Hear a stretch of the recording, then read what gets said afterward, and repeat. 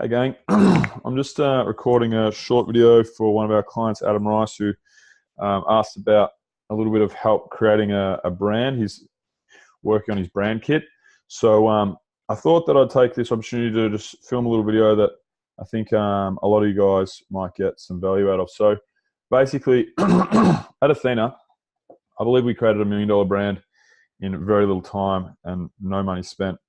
And how we did that is we got together, Drew and I, and we did a little bit of work, and I've got it all laid out here so I can run you guys through how we did it. So basically, the first thing we did is we did the lean canvas exercise. So you can find templates for the lean canvas exercise on the internet. I believe Eric Ries and the Lean Startup, the book is where this came from. I have the book, I haven't read it. Drew loves it. So basically, we sat down and we figured out, okay, cool, what are the problems that we're solving?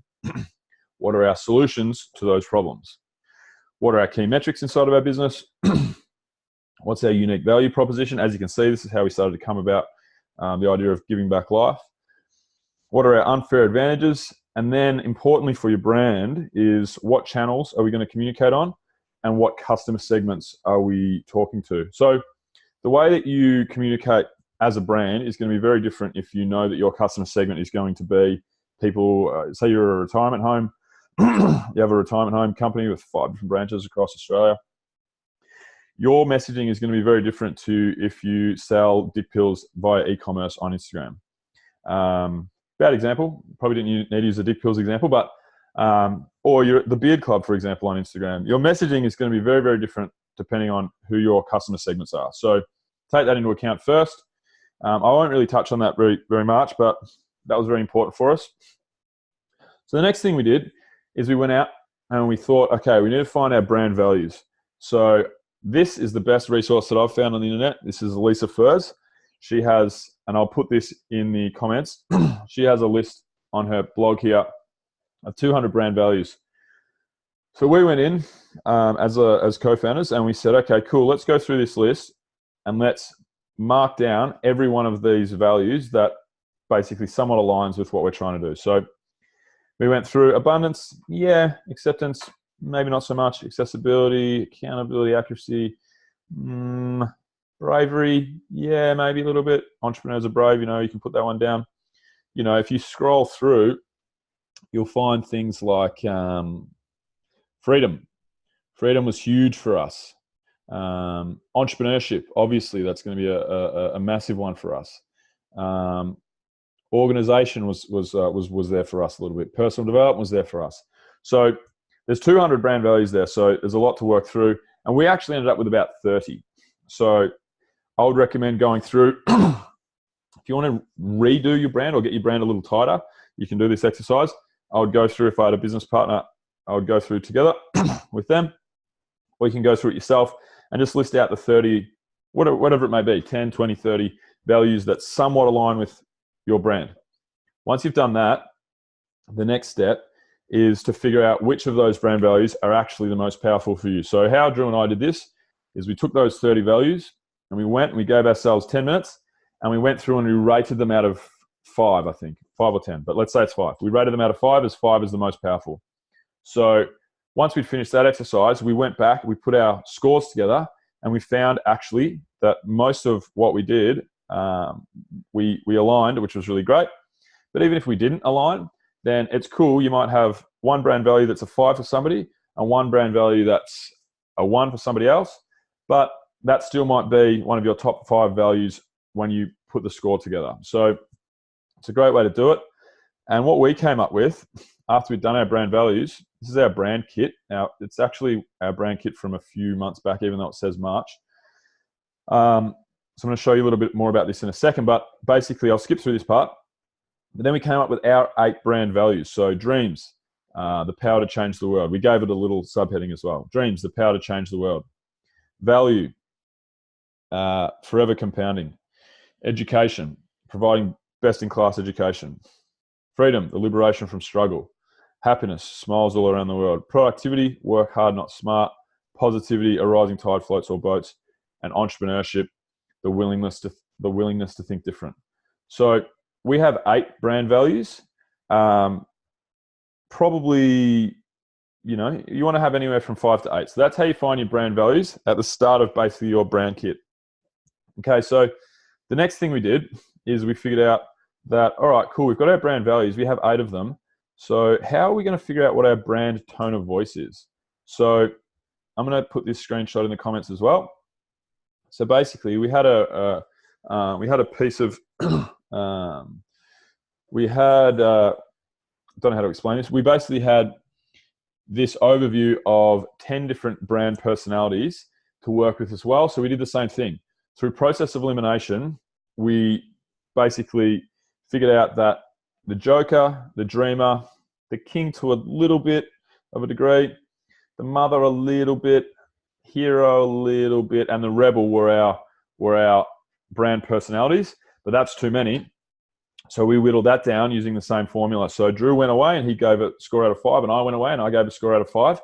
And we figured out, we both agreed that the Joker, due to what our brand values were and due to mine and Drew's personalities, the Joker was going to be our brand personality number 1. And then secondary and tertiary, or just basically your secondary personalities, ours was the Dreamer and the Rebel. So the Joker, we love to be lighthearted and we want to make outsourcing fun. The Dreamer, we want people to change the world. We're entrepreneurs. Come on, let's do this. And the Rebel, fuck the system. Entrepreneurs work too much and we don't like it. So that was our brand, how we found our brand voice and our brand personality. And as you'll see in our brand kit here, as you scroll down in our brand book, you'll get down to our brand values, and then you get down to our personality. So the Joker and the traits behind the Joker, the Dreamer and the traits, and the Rebel and the traits behind the Rebel. So that was great. Once we'd done that, we went out and we did our brand colors. I actually did this. I'm brand manager and creative director at Athena, while we're still filling those roles. So basically, you guys can do this in 5 minutes as well. There's a million different resources online that you can find for finding a great brand palette. I used this article from Canva and I found our brand palette in 5 minutes. So I scrolled down and looked at all the different brand palettes. Okay, rich and adventurous. Yeah, I'm not really feeling that. It's not really clicking with me. Warm antique. That's definitely not clicking with me. Waimea waters. No, not clicking with me. But if you're a content creator, if you're a Adventure Fit, my old company, travel, going to be a great brand color palette. Tropical punch, a bit weird. Believe in beauty. I don't mind it. Anyway, we got down and then we found that Nordic Woods. I really liked this brand palette. So what I did there, had a bit of a read of it. This is a rustic combination of brown and blue based tones, teamed together with a masculine palette, perfect for the brand aimed at a sophisticated male audience. I don't think it's a sexist or misogynistic thing to say, but the way that the world works at the moment is most decision makers in companies at the C level, who we probably will be dealing with, are masculine. So we've made it a more masculine palette.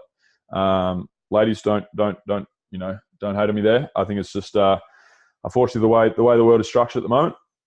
So we made it more of a masculine palette than a feminine palette, and that's kind of how we came to that decision. So you guys can find a number of different articles all over the internet on brand palettes, and you can come up with your own there.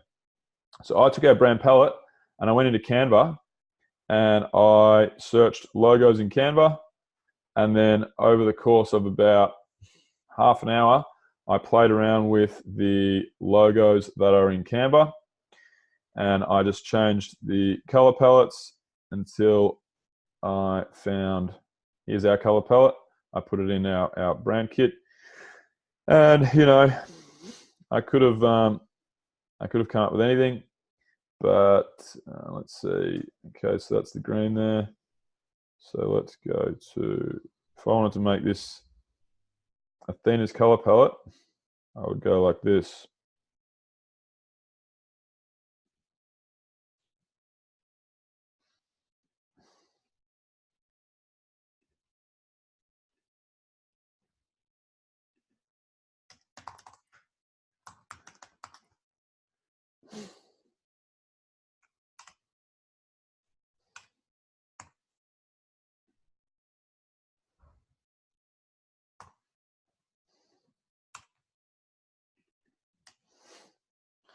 There we go. That could have been Athena's logo.